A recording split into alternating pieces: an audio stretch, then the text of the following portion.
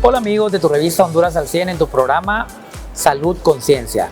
El día de hoy te traemos otra cápsula informativa y vamos a hablar acerca del dengue, esta epidemia que pues engloba o visita el país cada cierta temporada del año. Es importante identificar que el dengue es una enfermedad viral que se transmite al ser humano por la picadura de un zancudo infectado a otra persona. Es básico entender que el dengue es una enfermedad febril y que no dura más de 7 días de ese proceso como tal.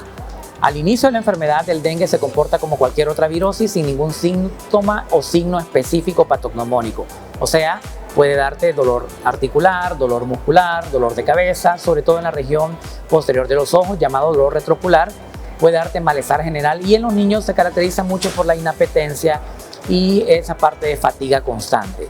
Es importante que en los primeros 3 días de enfermedad exista una adecuada hidratación y un adecuado manejo de la fiebre con antipiréticos.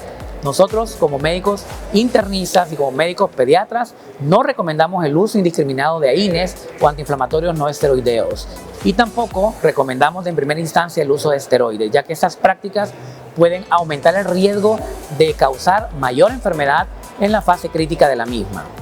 El dengue cursa con 3 fases, la fase febril que dura más o menos entre el 5º y 7º día, la fase crítica que dura más o menos 48 horas desde el 3er a 4º día de la enfermedad o que se caracteriza por el descenso de la fiebre. Una vez el paciente ya no tiene fiebre, vamos a empezar a hablar de fase crítica que dura más o menos 48 horas.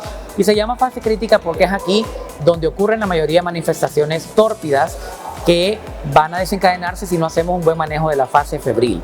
Lo más importante en el dengue entonces es la hidratación, el manejo de la fiebre en la primera fase de la enfermedad, para que llegada a la segunda fase o fase crítica no tengamos desencadenantes como la fuga excesiva capilar, los terceros espacios como derrames pleurales, derrames serosos y evidentemente el choque por dengue, que es lo que podría causar la muerte del niño o del paciente en general. Es importante recordar que esa enfermedad no se detecta con un simple examen hematológico, ya que depende del tiempo en el cual te tomes ese examen.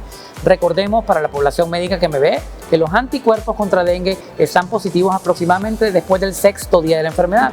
Por ende, en la primera fase el diagnóstico es meramente clínico y podemos orientarnos con un hematológico. Recuérdense que el hemograma más típico de un paciente con dengue es leucopenia, o sea, disminución de los glóbulos blancos, el hematocrito un poco concentrado y disminución o descenso del número de las plaquetas. Esto no determina la gravedad de la enfermedad, sin embargo nos da una idea de en qué fase de la enfermedad estamos. Recuerde, padre de familia que me está viendo, si su hijo tiene fiebre y ya lleva 3er día de fiebre con inapetencia, maneje la parte de hidratación, más o menos 20 ml por kilo para que podamos sacar el tipo de líquido que vamos a dar al paciente. Recomendamos más agua y algunas soluciones que tengan lo mínimo posible de sodio. Esa conducta que se da en el país de agua de coco con otro tipo de sustratos o sueros de rehidratación oral puede llegar incluso a causar daño en el paciente en el 5º día o en la fase crítica, ya que puede producir hipervolemia en estos pacientes. Con hidratación adecuada, o sea agua, podemos darle algún tipo de soluciones que tengan mínima cantidad de sodio. Con eso podemos contrarrestar al momento de la fase crítica el hecho de que el paciente tenga choque por dengue. Actualmente la clasificación del dengue se divide en dengue no grave, que es la mayoría de los pacientes, el dengue con signos de alarma y el dengue con choque o dengue grave, que es lo que queremos evitar.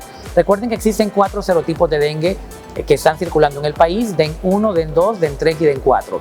Y que si una persona se infecta con DEN 1, por ejemplo, va a tener una inmunidad contra ese serotipo de dengue, pero no contra los demás tipos de serotipos.